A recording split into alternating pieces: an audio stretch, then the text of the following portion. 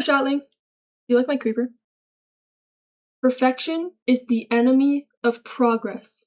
And I would like to tell you a little story about myself, some little anecdotes to illustrate this concept. So please sit down, get comfy around the campfire.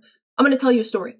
There are actually multiple areas in which this idea has manifested in my life. And I want to say it started when I was way younger. We're talking elementary school. How old are elementary schoolers? Like 10? I don't know how old elementary schoolers are, but you get the point. I was really young. And I was interested in drawing, but I never really jumped into the deep end. I would only dip my toes in, and I would only draw things that I was really familiar with because I was afraid of drawing something that wouldn't be good enough. I was looking at people around me, thinking, oh my gosh, wait, my friend's art is so good. How come I can't do that? And I was feeling bad about myself. And I didn't really bother fully pursuing art because I felt like I wasn't good enough. And if I wasn't good, then I just didn't want to do it. I didn't want to do it unless it was perfect. And this manifested later in life. When I was drawing a bit more, I actually started drawing as a hobby, but I still didn't go as hard as I should have because I was afraid of creating something that wasn't good. Have any of you heard of same face syndrome? Be honest. If you're an artist, you know what I'm talking about. For anyone who does not know what same face syndrome is, it's where it's exactly what it sounds like. It's where an artist, no matter what they're drawing, no matter what piece it is, no matter what person, all the faces look the same. The expression looks the same. The features kind of look similar. It's same face syndrome. It's very intuitive. I had that.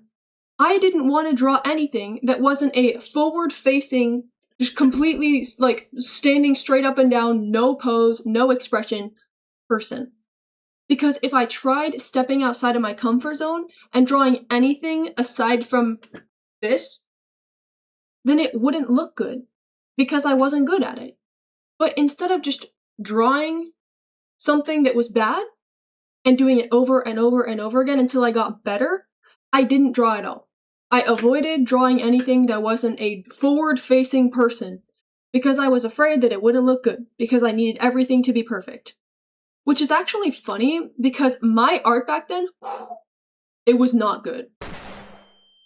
It was not good. So I don't even know what was going on there. It's not like my forward-facing pieces were perfect.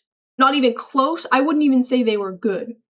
But still, the fear of my art not being perfect or not being good enough prevented me from stepping outside of my comfort zone and drawing other poses and learning how to draw other poses, which is, I would argue, a crucial skill if you want to be able to draw a bunch of different things as an artist. I take commissions now, and one of the things that is very helpful for me is being able to draw different angles, depending on what the commissioner asks for. I can draw different poses, different scenes. I can draw a lot more now. Because, spoiler alert, I stepped outside my comfort zone. I started drawing things that I thought were shit. But I did it over and over and over and over again. And I'll tell you what, drawing something that you consider to be shitty is infinitely better than using AI to generate slop. You should pat yourself on the back if you draw something. I don't care if you think it's good or not, you made something, and that's a positive thing. It's good for you, it's good for your brain to draw, drawing is good for you, and you're working on a skill. Drawing something shitty over and over and over and over again is how you get good. And don't get me wrong, I'm not saying that art is shitty per se. I mean, I'll confidently say that my old art was shitty, but I do think that there is value to all art, even that of beginners. But moving along, another area in which I struggled with the fear of not doing something perfectly is something that you are very familiar with, because you're watching the product of it right now. Can you guess what it is? It's YouTube. I used to do YouTube on an old channel. Don't look at my old channel, bro. Do not. I used to have an old channel that was dedicated to art. And my biggest dream ever since I was a kid was to be a YouTuber, to actually record myself. But on my old channel, all I did was post art because it was comfortable, it was safe, I could get views. I had like 22,000 subscribers, so I felt good, kind of, not really, because I wasn't pursuing what really made me happy. And I wouldn't dare make a video of myself. That was so scary because my views are gonna tank. And I need views to feel good, and it would probably be bad. But one day I just decided, you know what? Fuck it. I'm making a new channel. I don't like posting art. It takes way too long. The joy is being sucked out of it. I feel like I have to make art rather than I want to make art.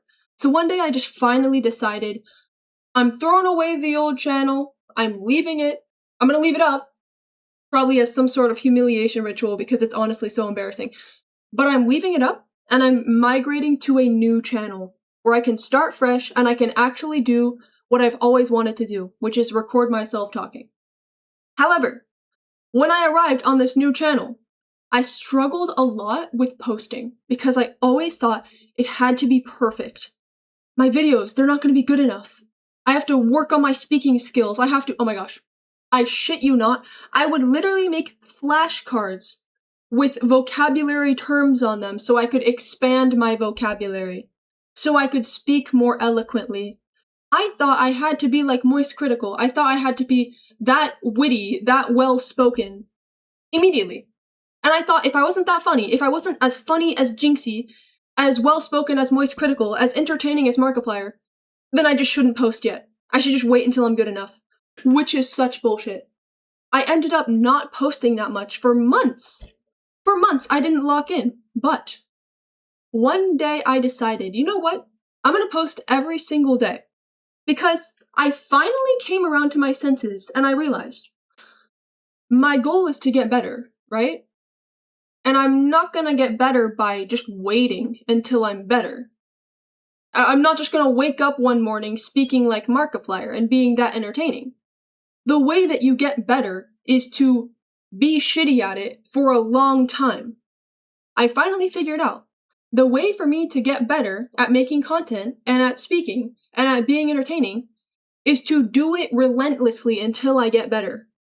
Yes, in my opinion, my videos are going to be shit for a while. I think my early videos suck. I think they're cringe. But I did it anyway. And I wouldn't be where I am today if I didn't just lock in and say, you know what? I'm doing it even though it's trash, even though I'm not really good at speaking and it's kind of embarrassing. I'm gonna do it anyway. Every single day. I am going to make shitty content until I improve. And again, the definition of shitty, it's ambiguous, it's not clear.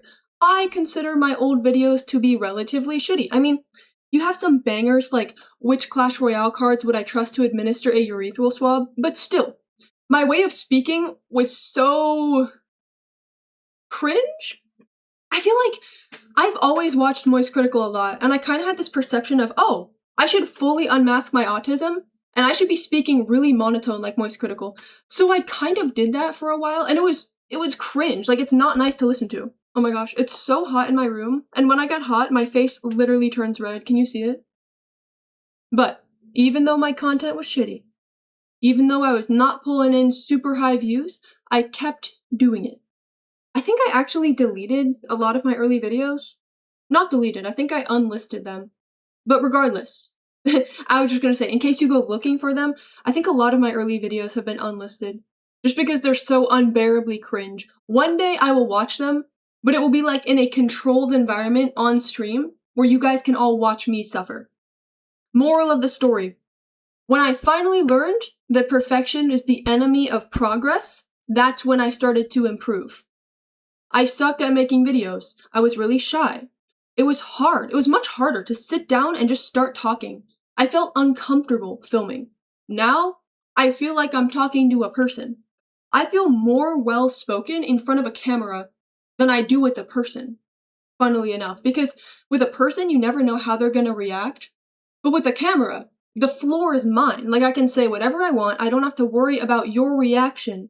Whatever reactions you may be having, they do not impact me, because I'm filming a video, obviously. And I've just gotten so much better. by disregarding the fact that what I was producing was below my expectations, below what I wanted it to be. The only way to get better is to be shitty at it for a while and to just do it relentlessly until you get better. That's my point. So, remember, fuck perfection. Perfection is not going to get you anywhere in life. The way to improve in life is to be shitty at a lot of things, but just keep doing them relentlessly until you get better. It is beautiful to produce something. Who cares if it's not good? The fact that you produce something is already something to be celebrated. Alright, twin, thank you for joining me on this philosophical discussion. Make sure to be kind to yourself and take care of yourself and follow my Twitch. Okay? Okay. Bye, twin! Mwah!